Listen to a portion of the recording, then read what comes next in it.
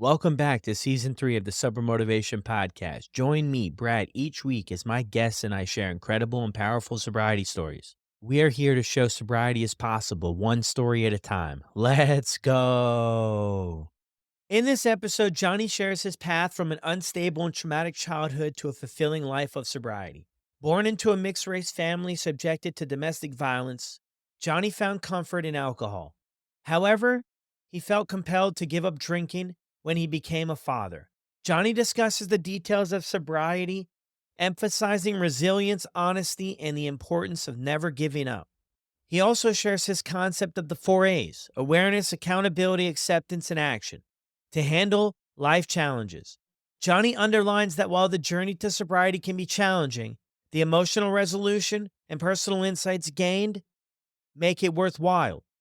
This is Johnny's story on the Sober Motivation Podcast. How's it going, everyone? We're 3 months into a new year, and I'd like to take a pulse on how everyone's doing and feeling.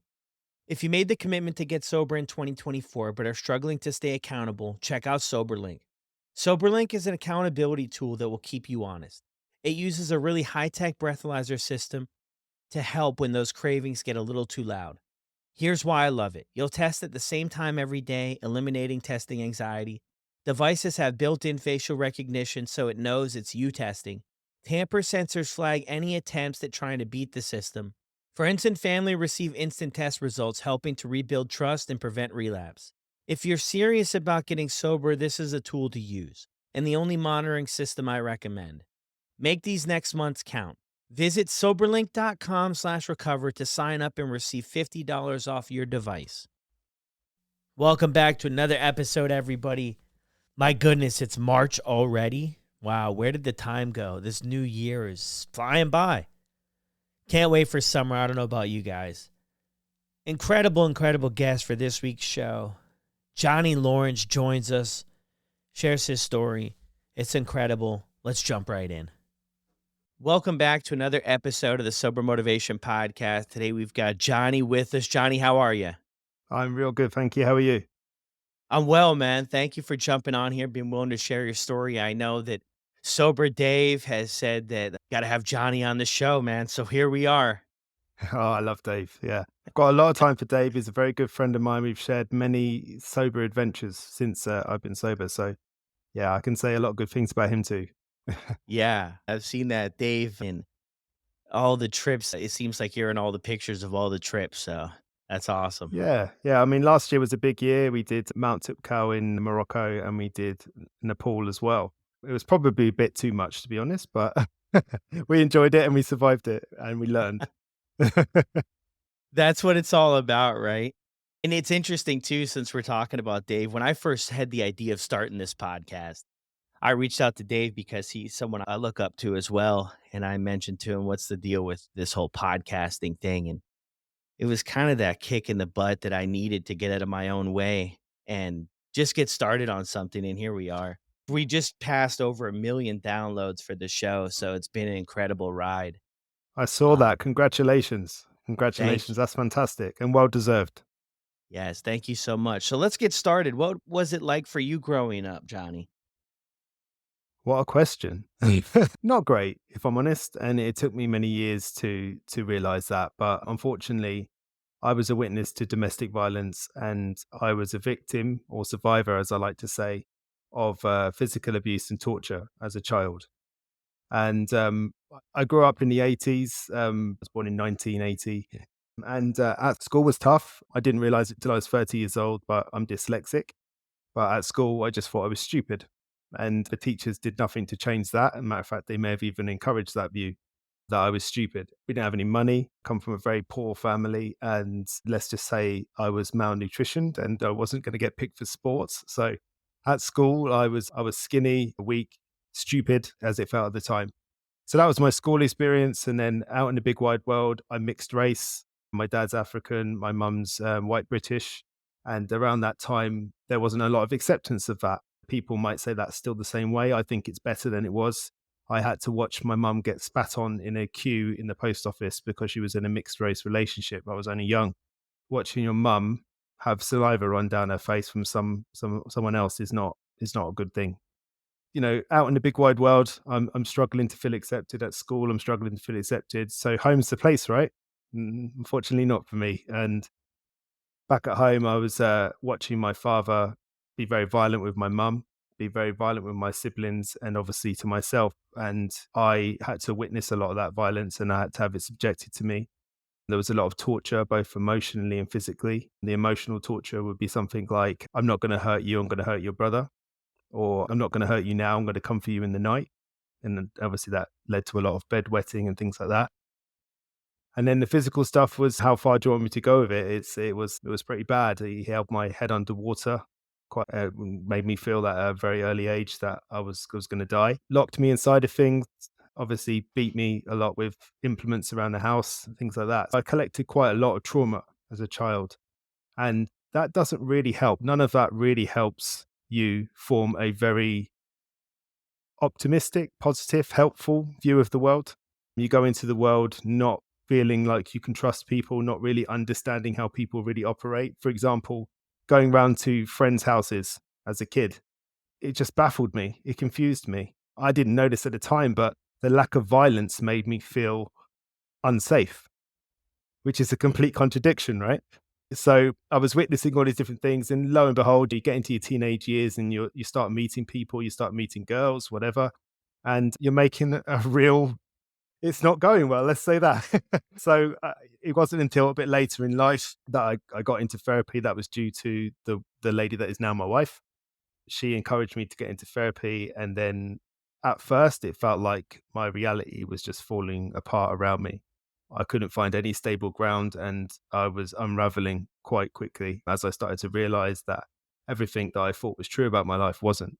And it was no surprise that alcohol was what I used as a way to outsource that emotional regulation, as a way to cope. And a lot of people don't like me saying it, but alcohol does that. It works. Is it the best option? Absolutely not. I'm happily sober now, and I would like to think I'd never go back to it, but you never know, do you? You never know what's around the corner. You have to be realistic. Yeah.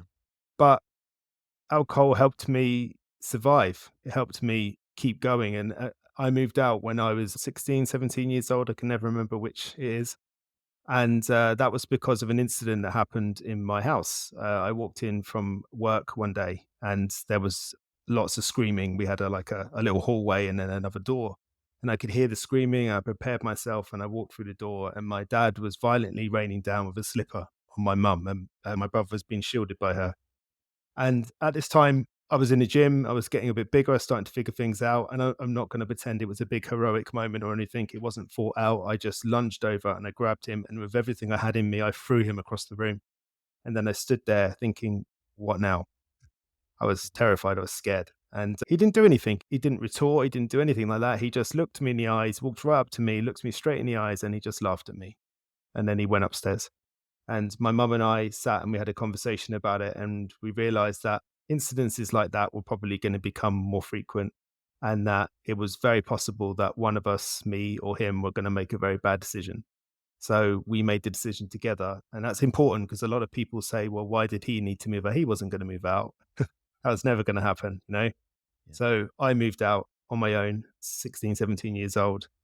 And I was lonely. I was lonely because I missed the chaos. And that's when alcohol first came into my life as company, as a friend, as a companion, as someone that was never going to let me down. That loneliness went away when I had alcohol with me, no matter what it was.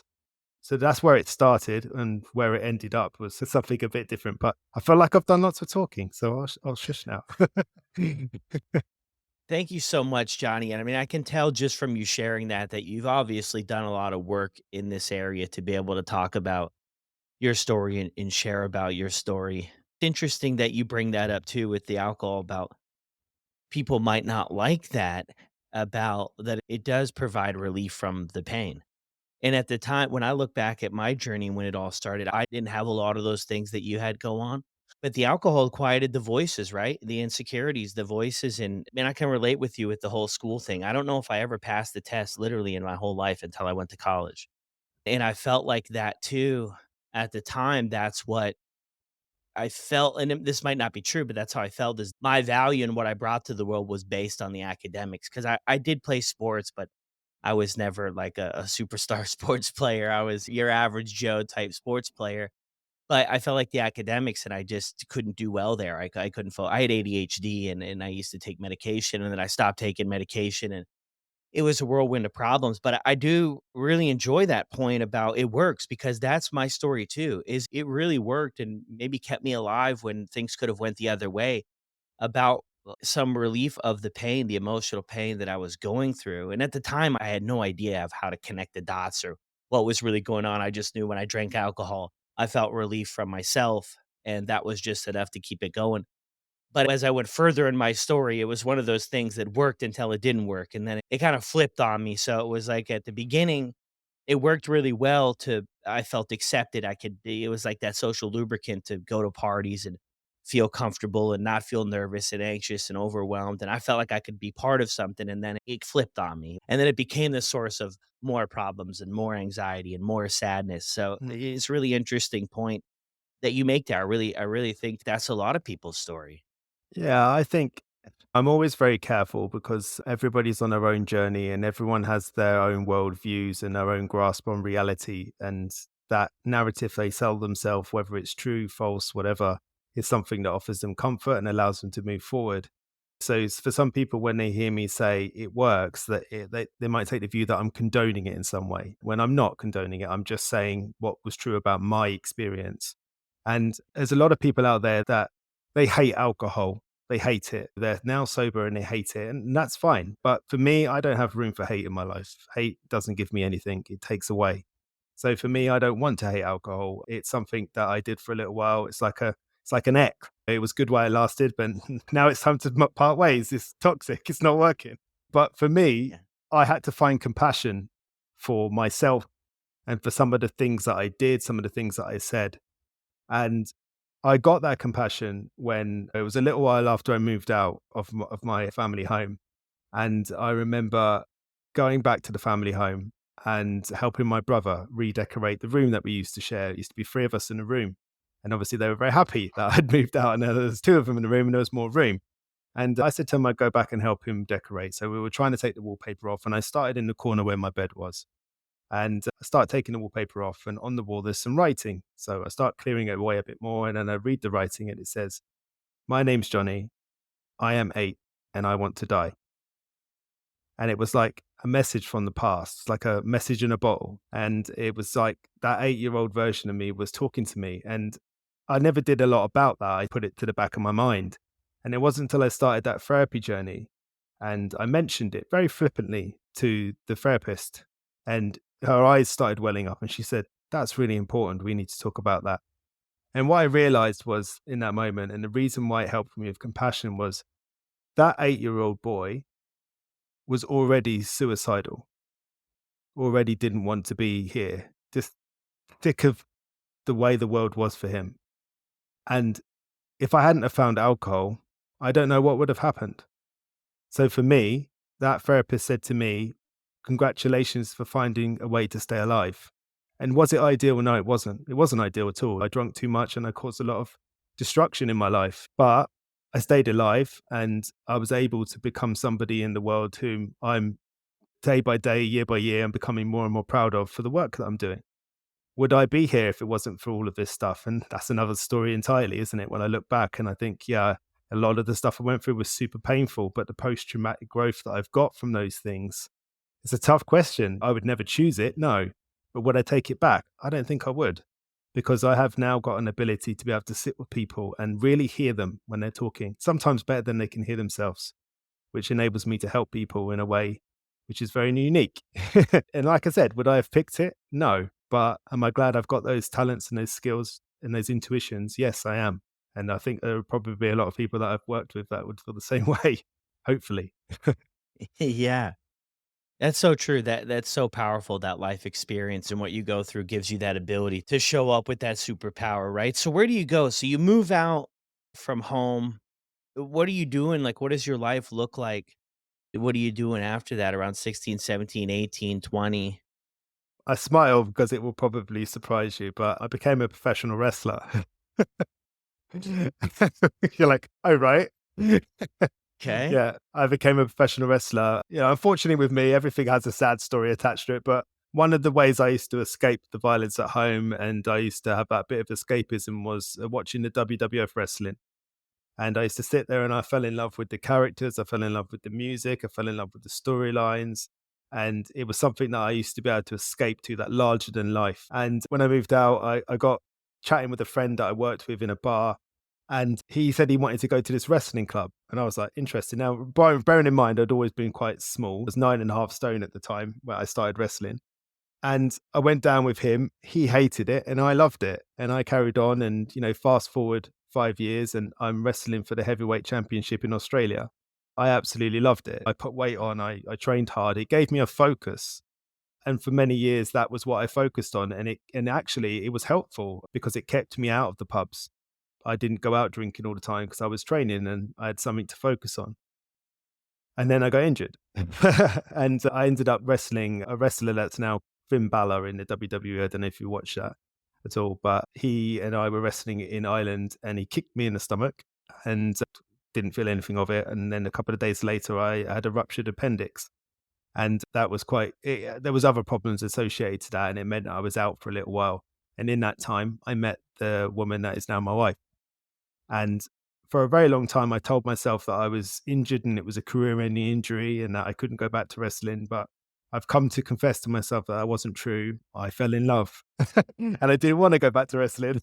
Did I want to go training for 6 hours and travel all the time and do all that? Or did I want to go for a roast dinner on a Sunday and a glass of wine with my girlfriend at the time? I wanted to do the other. So I let that fall away.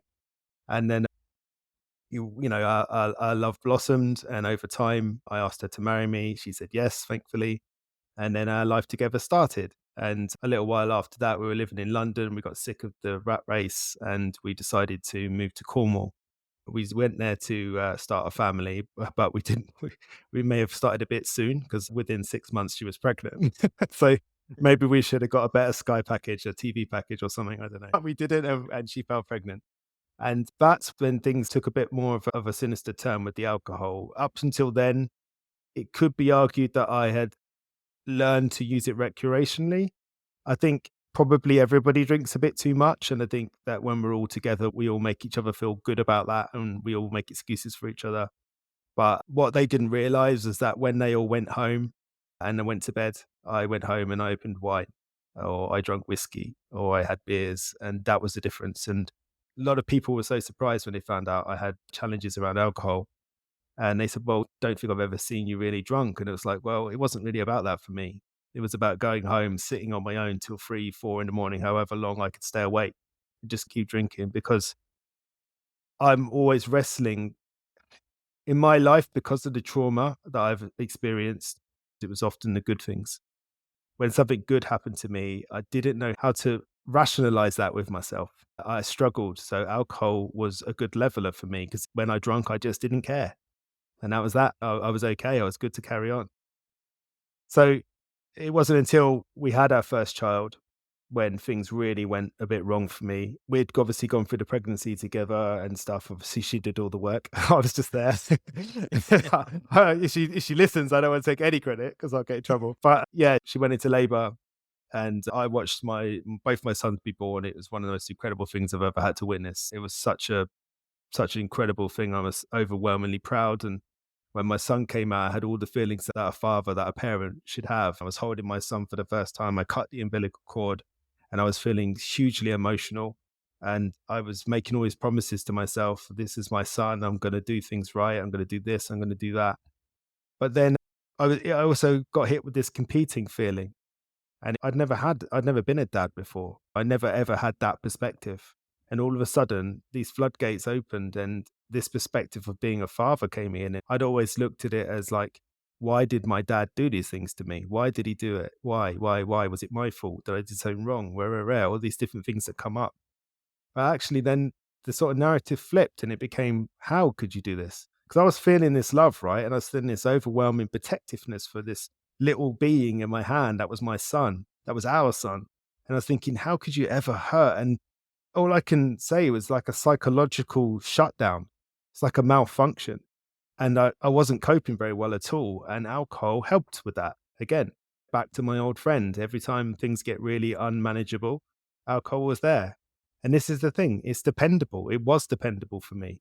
I could go down the shop and I could buy the alcohol and I knew it would work every time, you know? And that's why I didn't want to hate it, because I have to, in some way, as unpopular as it might sound, in some way, I have to find gratitude for that. I don't want to hate it. I don't want to regret it. Life's too short for all of that for me. So I look back and I think I am grateful for it allowing me to still function. Was I dad of the year? Probably not.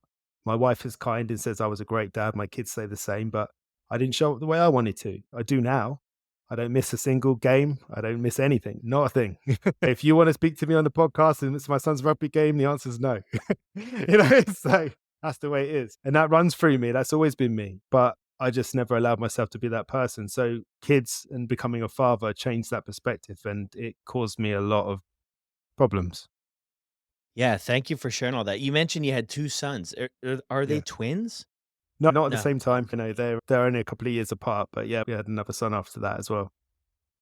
Okay, yeah, that's incredible. I mean, it's so beautiful. I'm with you on that too. I have 3 kids, and, it's magical, man. And you mentioned too there, everything kind of ends or a lot of the stories are a sadness at the end. I mean, you walked away from the wrestling, but you found this other incredible journey with your wife to go on. So that's a silver lining, maybe in a sense.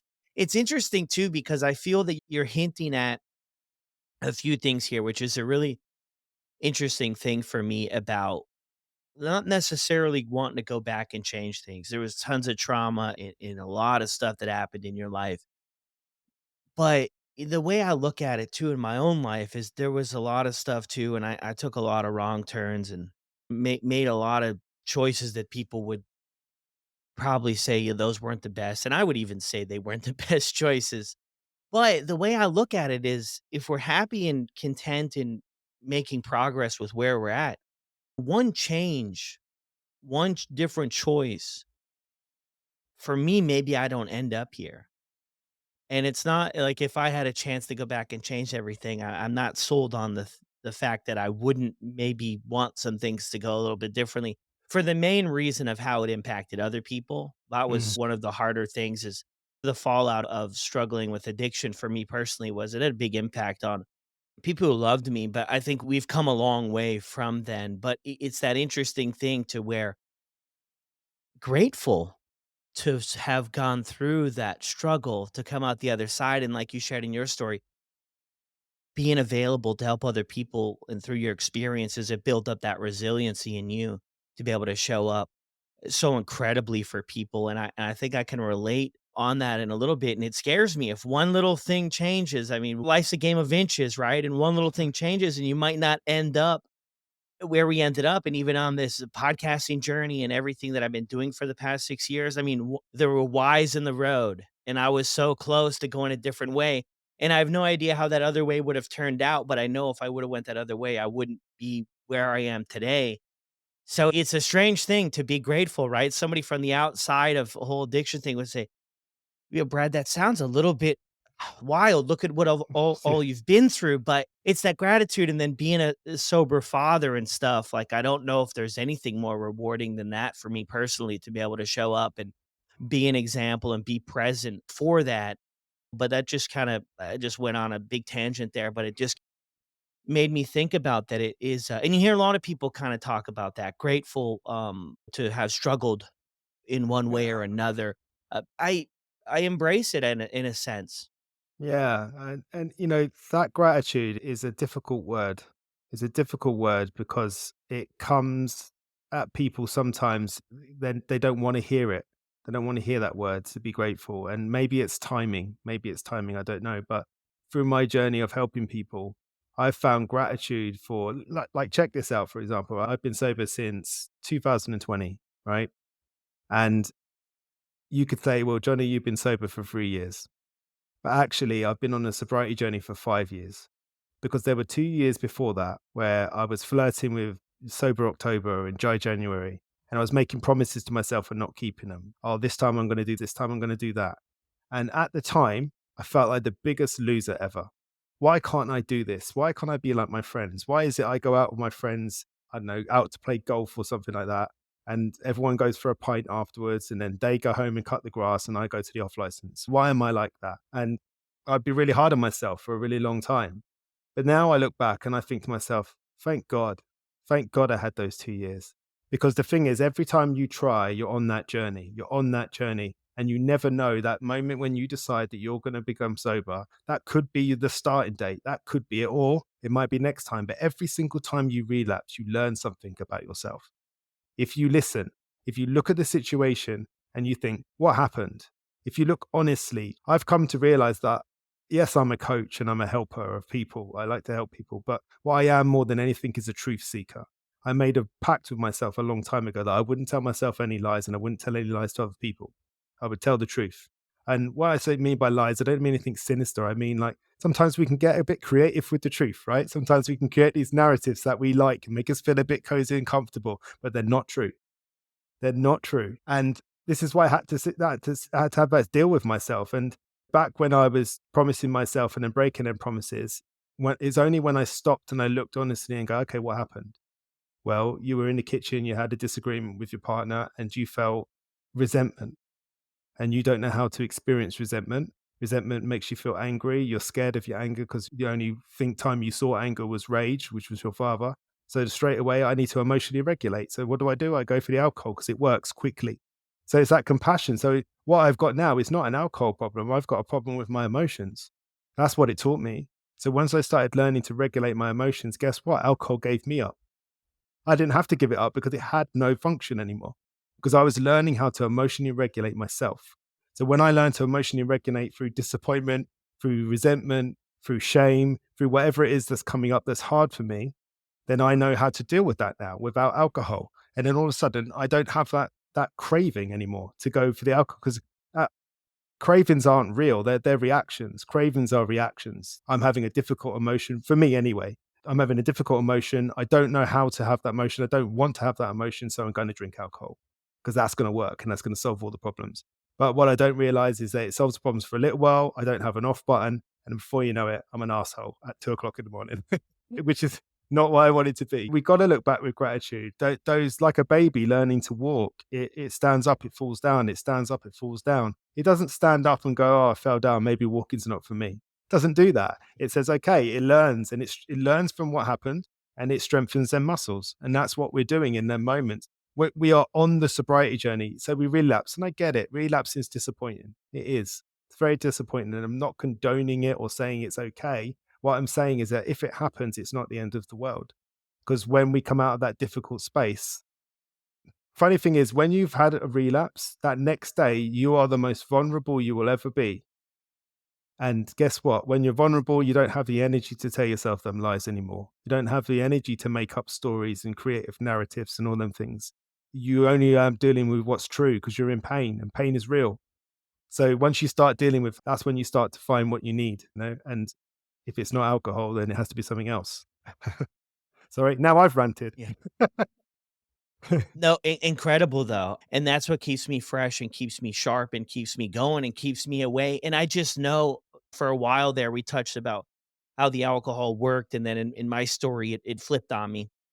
And then I got to the point to where what you bring up is the honesty part about being honest about my relationship with alcohol. But when I really looked at it about the impact it was having on my life and the role it was playing, it just wasn't getting me anywhere productive. It was just basically putting off things for tomorrow. And I saw this reel the other day on Instagram from this, I can't even remember his name, but it was like, how much happiness do I want to borrow from tomorrow? I think Mm, he was on Jay wow. Shetty's podcast.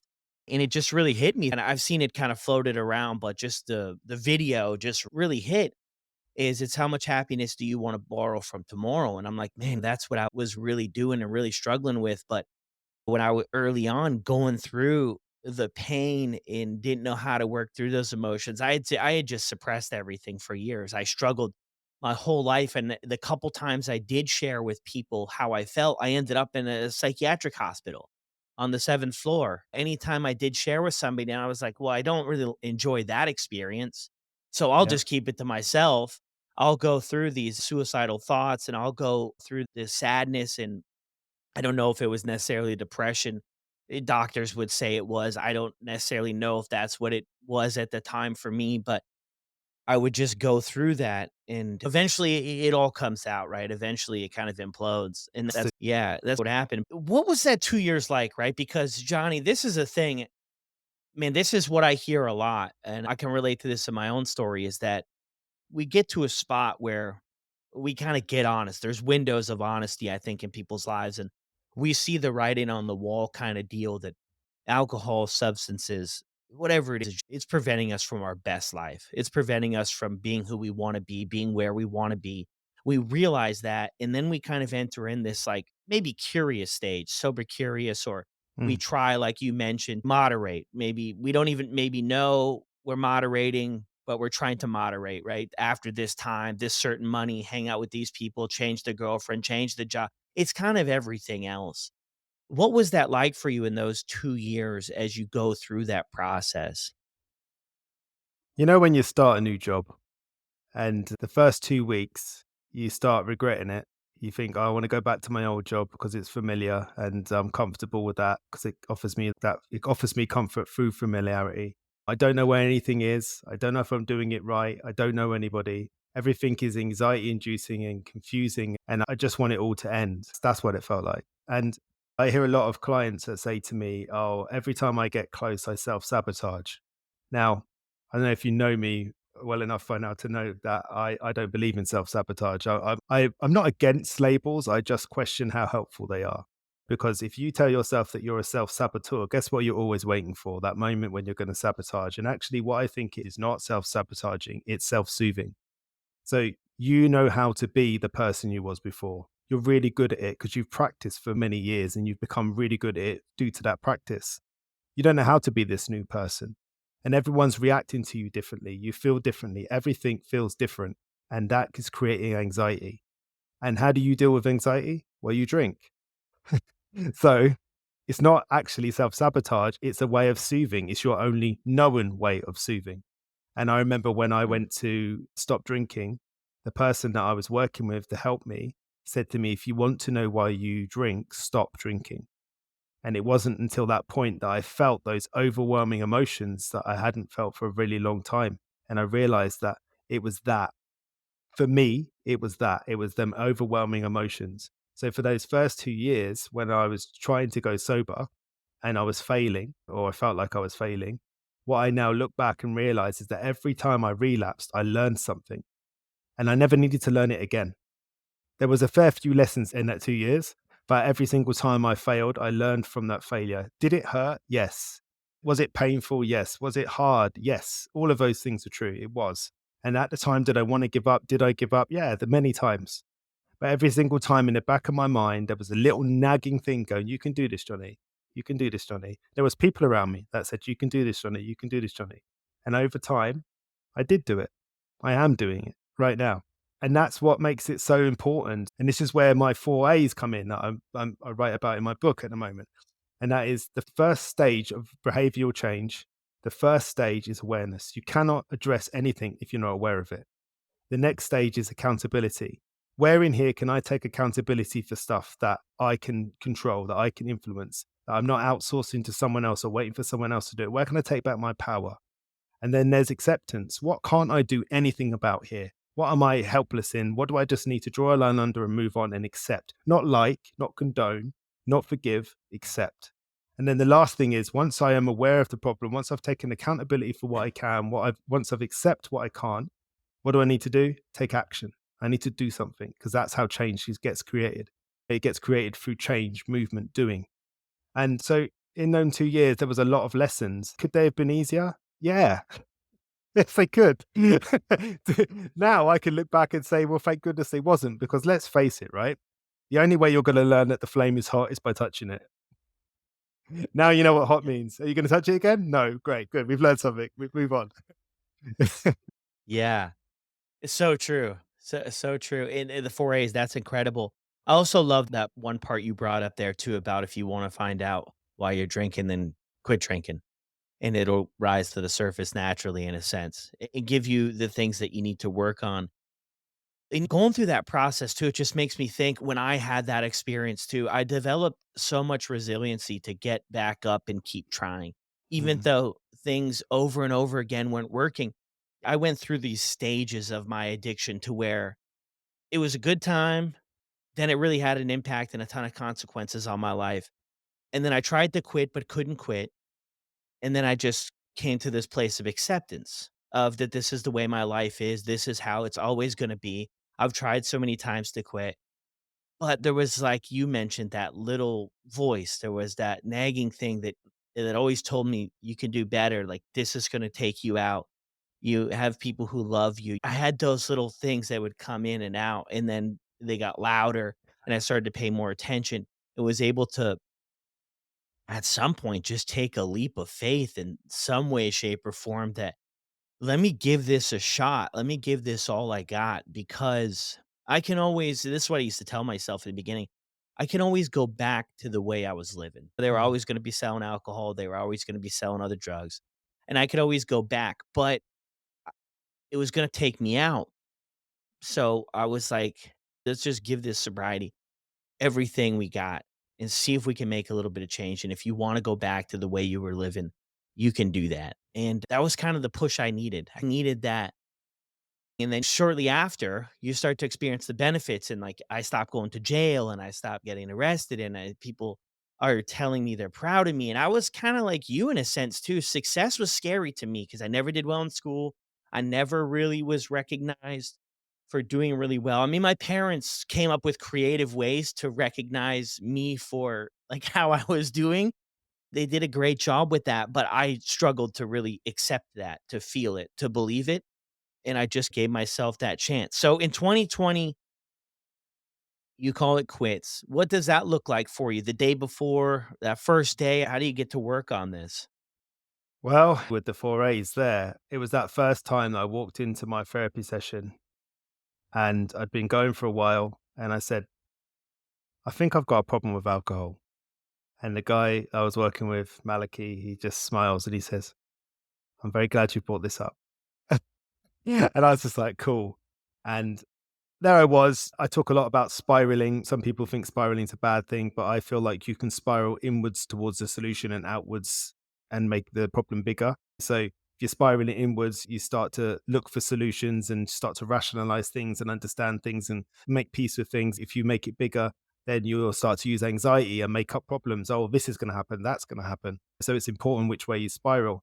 And I started spiraling outwards and saying, "Oh, I can't give up drinking. I've not got a problem. So and so drinks more than me." Blah blah blah. All the things that I'm sure you've heard 100 times. And he said, "Well, what if you tried?" And I said, "Well, yeah, okay." And at the time, it was November, so I was like, "Yeah, I'll stop. I'll stop after Christmas." And he says, "There'll always be a Christmas. There'll always be a birthday. There'll always be a holiday. There'll always be a bank holiday. There'll always be a reason to keep drinking. And how cool would it be if this time next year, when we're sat here, you've got one Christmas under your belt?" And you know when you get so angry at somebody because you know they're right. That's how I felt in that moment. You know, but I left there and I said to him, he goes, "Why don't you stop right now?" And I think it was like a Thursday. And this is where I had to be brave. This was a guy who I really respect. So I was going to kind of go against his advice. He put the idea out there that I should stop then and there. And I decided that I needed to say goodbye, that I needed to have that last hurrah, right? So I planned what I was going to do for that weekend, and it was like a planned breakup. And I told my wife how important it was to me, and we sat and we planned it. And there was a nice bottle of red wine, and we decanted it, and all, and we used the special glasses and all that sort of stuff. And I really milked it. I was drinking on that Thursday night, then I was drinking on that Friday night, then I was drinking on that Saturday night, and then I knew that the Saturday night was the last night.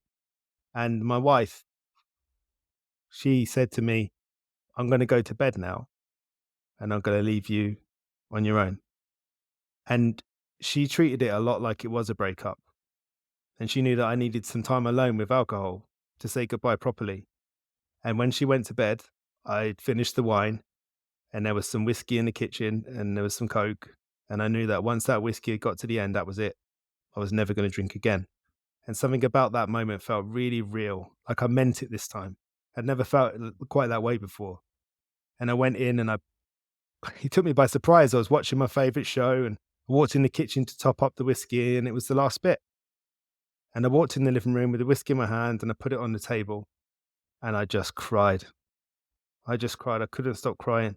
And I think it's because I knew that it was over. that I was never going to drink alcohol again. And it was extremely emotional and painful for me.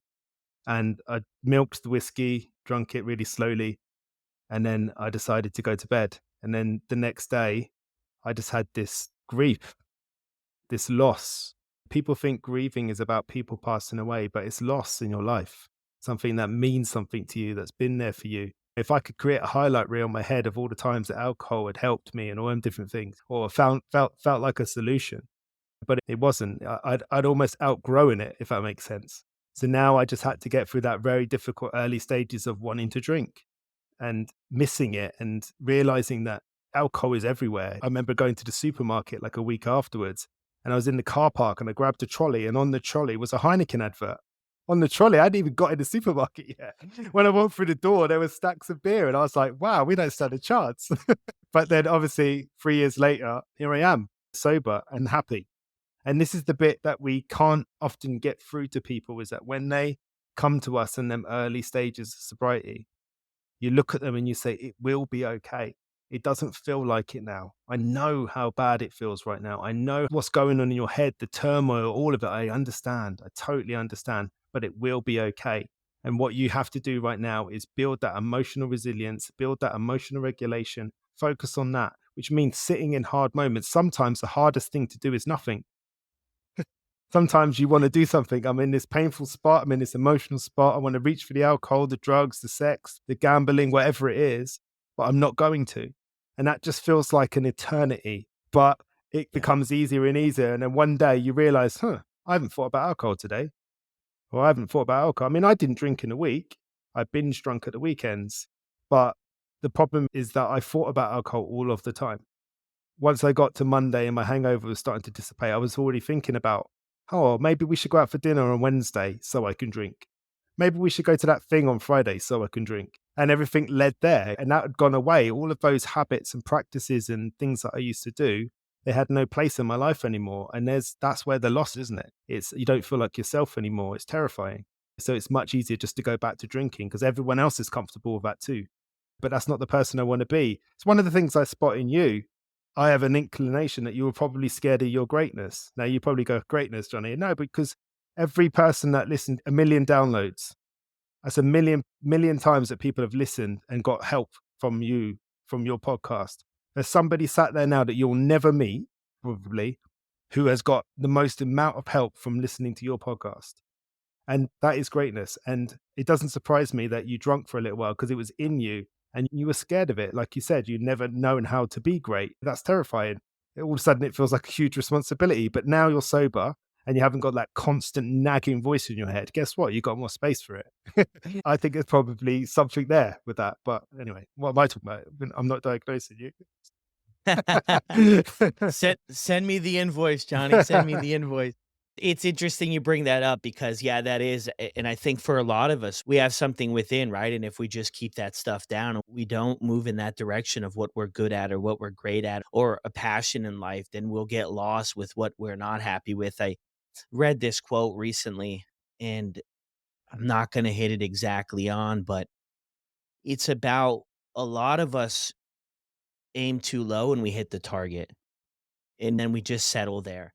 And I think that's what I personally struggled with. I mean, just to keep it short, is that I just settled with where things were. I got into that acceptance place about this is my life. I live on my brother's floor in his apartment and I go from job to job and I just try to do the best I can. And if I can get together 15 or $20 every day to get a box of beer or and other stuff, like, I'm doing all right, and then just drowned out the pain and the desire to be better, but that's ultimately what weighed on me is that I knew, like, I had this area of my life that I could bring out sometimes and really had this ability to connect with people, and through the struggles that I had, I could hold that space for people where other people get really uncomfortable and they just wanna talk, and to get out of it, and I was able to just sit there and listen to people. And even when I got into working in the space of helping people 13 years ago, I was able to really do that and let people talk and let people share and really them share what was really going on Mm, beyond just the surface stuff.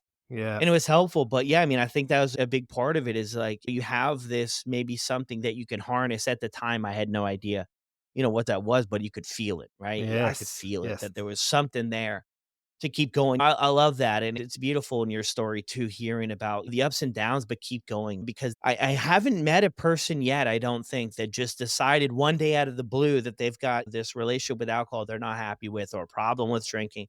And then they just all of a sudden switch it. A lot of people share about like a 2-year period or a 3-year period before where they're kind of chipping away at the block. And I think that is something that if people are out there struggling, that you kind of have to understand. And I love all of the insights because that's reality, right? Sometimes it works, sometimes it doesn't. And we have to learn from both. Incredible stuff, man. Thank you so much for joining in. 49 minutes. Wow, time flies. Is there anything, Johnny, you'd like to leave us with before we sign off? Tell us about your work, where we can find you, all that cool stuff. I'll share a story and then I'll tell you where you can find me if you want to. But when I was 17, I had about 4 jobs. My wife argues with me and says, I don't think it was that many, but I think it was. I was working in 2 pubs. I was working at WH Smith, bringing the papers in, and I was working in Wilkinson's, stacking the shelves at night. And I didn't have any money. I was walking back to my flat one night and I was crying. And I wasn't suicidal, but I was having this want to give up type of feeling because life felt really hard. I was 17. I had 4 jobs and no money.